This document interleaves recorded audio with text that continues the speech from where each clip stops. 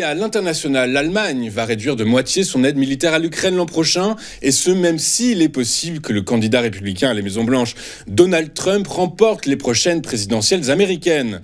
L'aide allemande à l'Ukraine sera réduite à 4 milliards d'euros en 2025 contre environ 8 milliards d'euros en 2024, selon un projet de budget 2025. Les autorités allemandes espèrent que l'Ukraine sera en mesure de répondre à la majeure partie de ses besoins militaires grâce aux 50 milliards de dollars de prêts provenant du gel des avoirs russes convenu par le G7 et que les fonds destinés à l'armement ne seront pas entièrement utilisés. Mais la désignation de J.D. Vance comme colistier de Donald Trump en vue de l'élection présidentielle américaine de novembre n'augure rien de bon pour Kiev dans la guerre en cours avec la Russie. En effet, je vous rappelle que lundi dernier, Donald Trump a nommé J.D. Vance colistier pour l'élection présidentielle de novembre. Or, s'ils sont élus, l'aide militaire américaine à l'Ukraine pourrait être réduite ou du moins conditionnée à l'entrée de Kiev dans des pourparlers de paix. Poutine mettrait alors en avant son contrôle de 18% du territoire ukrainien pour exiger d'importantes concessions territoriales.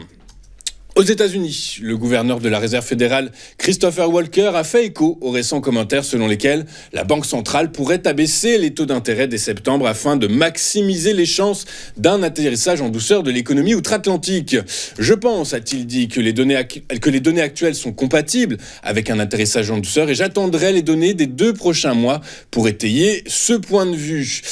Mais bien que je ne pense pas que nous n'ayons atteint notre objectif final, je crois que nous approchons du moment où une réduction du taux directeur est justifiée, a-t-il ajouté. Il n'est pas le seul des gouverneurs américains à s'être exprimé hier. Le président de la Réserve fédérale de New York, John Williams, a également laissé entendre qu'une baisse des taux d'intérêt pourrait être justifiée dans les mois à venir, mais pas lors de la réunion de politique monétaire des 30 et 31 juillet prochains. Il a également rejeté les inquiétudes selon lesquelles ramener l'inflation à l'objectif de 2% serait plus difficile que cela ne l'a été jusqu'à présent.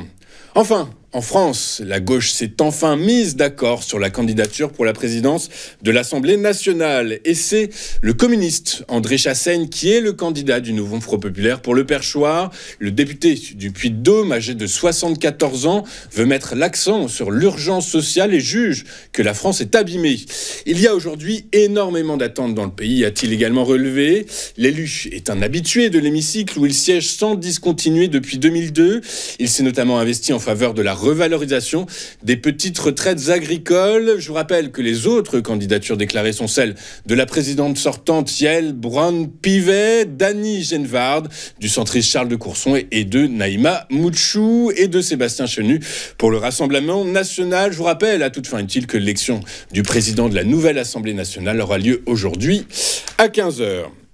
Avant de voir ce qu'il s'est passé sur la planète financière, regardons ce à quoi les investisseurs seront attentifs aujourd'hui et sur les marchés financiers scruteront les actions du secteur des semi-conducteurs, notamment en Asie. Et alors que les marchés européens sont attendus à l'ouverture en ordre dispersé avant les annonces de la BCE, eh bien la Banque centrale européenne devrait marquer une pause après avoir procédé au mois de juin à sa première baisse de taux en 5 ans. Et regardons maintenant ce qu'il s'est passé donc sur les principales places financières de la planète hier. Et en Europe, les principaux marchés financiers ont clôturé la séance d'hier dans le rouge, bien aidés en cela par le secteur de la tech et particulièrement le secteur des semi-conducteurs qui a souffert du contexte géopolitique et notamment suite à la publication d'une information Bloomberg selon laquelle l'administration Biden envisagerait de recourir aux restrictions commerciales les plus sévères qui soient si des entreprises telles qu'ASML continuent de donner à la Chine accès à des technologies de pointe dans le domaine des semi-conducteurs. À Paris, le CAC 40 a reculé de 0,12%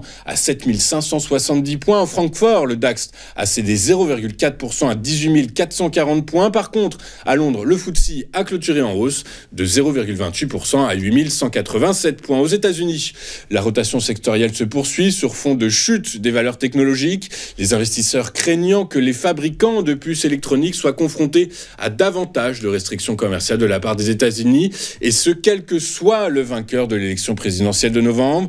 Dès lors, les cours de Nvidia, Meta Platforms et d'autres valeurs technologiques de premier plan ont chuté hier. Ainsi, le Nasdaq a enregistré sa plus forte baisse, sa plus forte perte en séance depuis 2022. Le Dow Jones, dans le détail, regardons le détail maintenant. Le Dow Jones a pris 0,6% à 41 198 points. Le S&P 500 a reculé de 1,4% à 5 588 points. Enfin, le Nasdaq a lui cédé près de 3% à 17 996 points. Sur le marché des taux souverains, avant la réunion de la BCE, les taux sont restés stables hier. Le rendement du Bund à 10 ans est resté stable à 2,419%, tandis que celui du taux à 2 ans, plus sensible au changement de stratégie de politique monétaire, s'est maintenu à 2,774%. Sur le marché du pétrole, les prix ont pris de l'épaisseur hier après la publication des stocks hebdomadaires américains de brut ainsi que par un dollar plus faible. Les stocks de pétrole de brut se sont de nouveau fortement contractés la semaine dernière aux États-Unis selon les chiffres de l'Agence américaine d'information sur l'énergie.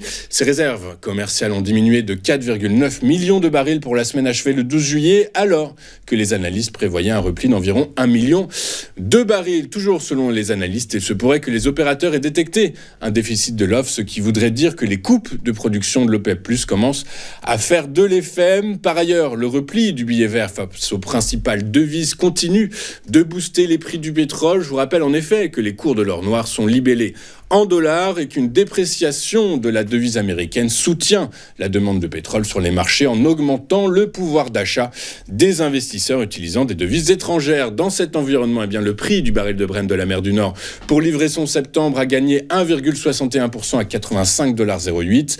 Son équivalent américain, le baril de West Texas Intermediate pour livraison août, a lui bondi de 2,58% pour clôturer à 82,85 $ l'unité.